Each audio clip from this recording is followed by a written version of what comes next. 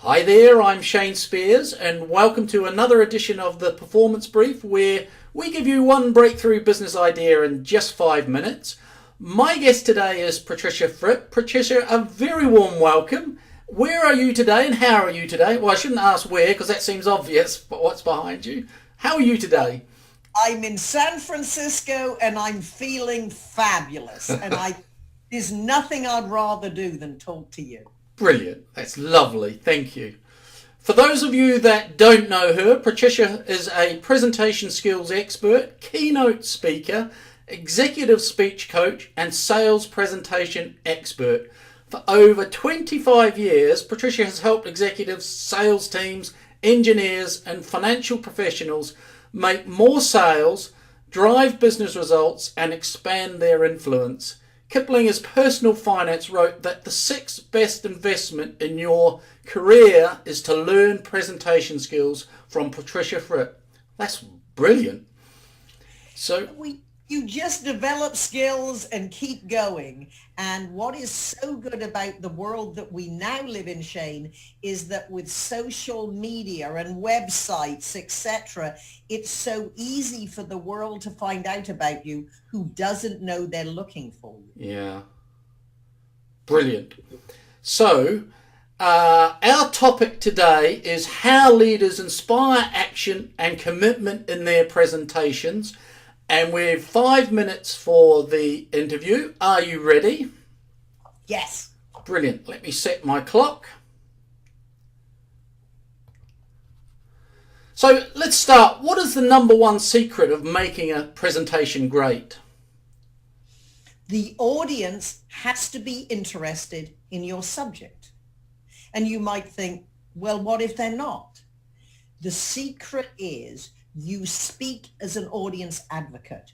You look at your message from the point of view of your audience, be it 1, 5, 10, or 100, or 10,000.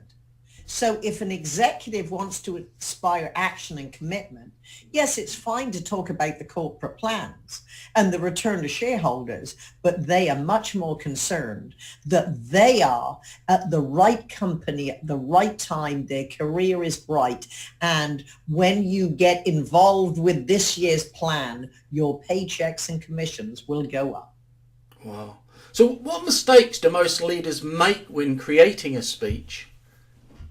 The mistake that most executives, and I would say any seasoned professional makes, is one, they think they can wing it because they're experienced. Right. 2, they wait to the last minute. 3, they think the PowerPoint is the presentation. And 4, even if they put together their presentation, good script, good structure, get the PowerPoint, they think they're done. No, you're halfway done because then you get it in your body so you don't worry what comes next. You can focus on the audience. And what do you mean by get it in your body? A lot of people say, do you mean I have to memorize my presentation? Well, the difference I would say between internalizing is it's a matter of if you have an outline, and I say, I don't care if you're not going to, I don't ask you to write out your speech. What I do absolutely insist, you must script the opening few lines and the last few lines because you need to get off to a good start and close on a high. And if you are going to be nervous, and right now I'm working with seasoned executives, but they're having TEDx talks. So they are not used to being this constrained with time. Right. So, and because many people will see it on the internet after, I'm stressing to them, you've got time constraints. This is going to be repurposed. This is a big investment. Take it more seriously. And in those circumstances, it is normal and natural to be somewhat apprehensive or nervous. So I make my clients, I need you to know your opening so well. Your spouse could elbow you in the middle of the night and you could deliver the opening. And then what I suggest is, okay, work from an outline, conversationally talk through it. And then usually what I have them to do for important speeches is have it transcribed. Now you have what came out of your mouth. Now let's edit, make it more specific, edit it down, put the punch in the right place. And that's the best process. And because I don't write speeches for people, what I do is I ask them questions, pull their words out of their mouths, polish them up, pop them back in and say, that's how you say it.